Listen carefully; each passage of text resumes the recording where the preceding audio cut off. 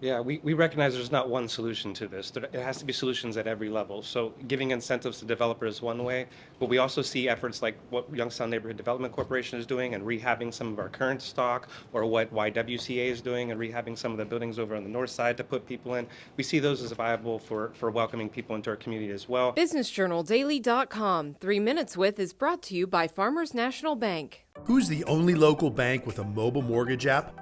Farmers.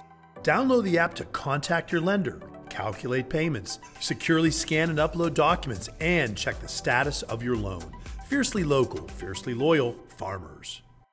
I'm asking Angelica and Chris, what are you seeing from the people you serve in terms of the housing need? Yeah, so, excuse me. Last year, we served about 780 families, and I would say a good chunk of those families were looking for homes. They came here and they couldn't find a place to stay, a place to live. We know of a few families that came to the area, and then they ended up leaving because they couldn't find somewhere, safe to stay. And so we've had to do a lot of referrals to to just housing, and so we see a great need.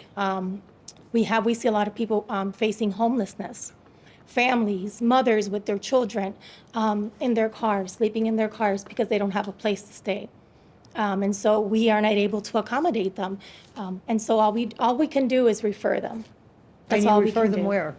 We normally refer them to just temporary housing, Catholic Charities as well. Yeah, if I could dovetail off of Angelica, most of the calls that we get have something to do with housing, whether it's rental assistance, preventing an eviction, getting into housing because they're homeless or unstably housed.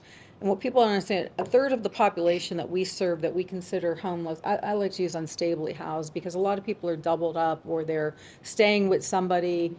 They're a minute away from saying, you can't stay here, my landlord's going to kick you out or whatever. A third of those people are employed. They're working. Another third are probably on some kind of fixed income, whether it's disability or Social Security or something like that.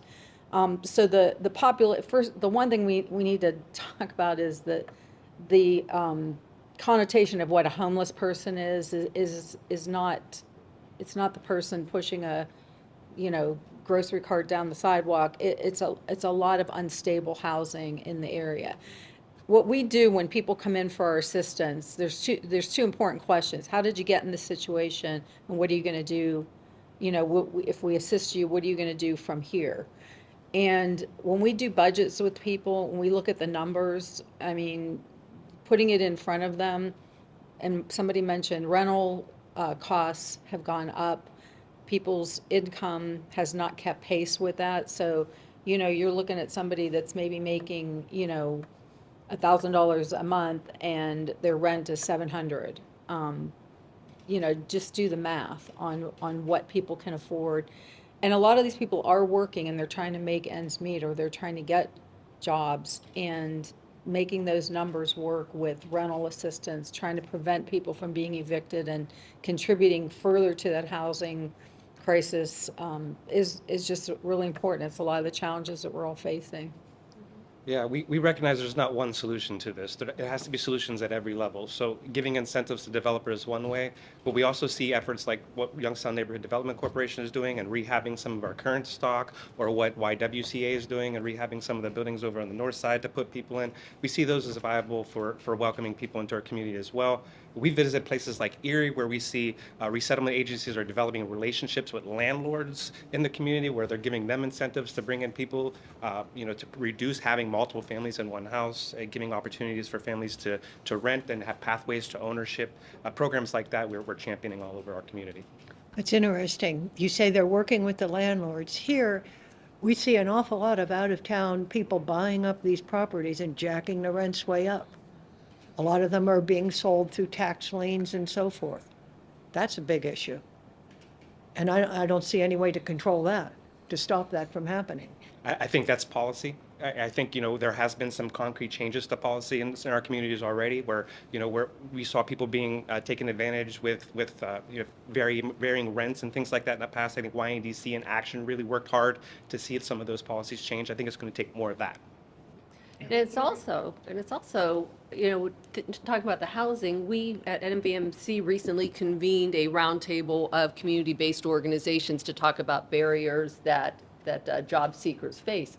And one, of course, is housing, and having housing that is proximate to their place of employment because they don't have stable transportation, because we don't have public transportation in this community. So that's part of the issue as well. You may be offered a well-paying job or a decent-paying job at Altium or TJX or one of these other locations, but you need to be able to live in some proximate to that facility. And you can't build a house in Solon or Hudson because you're not in management, you're an hourly employee. And maybe you can't afford a car, or you're unstable. So that's part of it, as well as is the location of our housing stock as well. And one of the things that we've noticed in visiting other communities is that when people come into a community, they really do want to be close to all the services they might need. And so that's why we really have been championing this town center model of development. And I think it's been successful in a lot of other communities. And we're seeing it here locally in Columbiana. While Columbiana is very different than up in Youngstown, the town center model where all the services are in one place and you build housing around it has really worked, because immigrants and refugees, especially coming into our community, are used to that in the places they're coming from. They're used to communal living. And so, we champion that as a process as well. BusinessJournalDaily.com 3 Minutes With is brought to you by Farmers National Bank. Who's the only local bank with a mobile mortgage app? Farmers. Download the app to contact your lender, calculate payments, securely scan and upload documents, and check the status of your loan. Fiercely local, fiercely loyal, Farmers.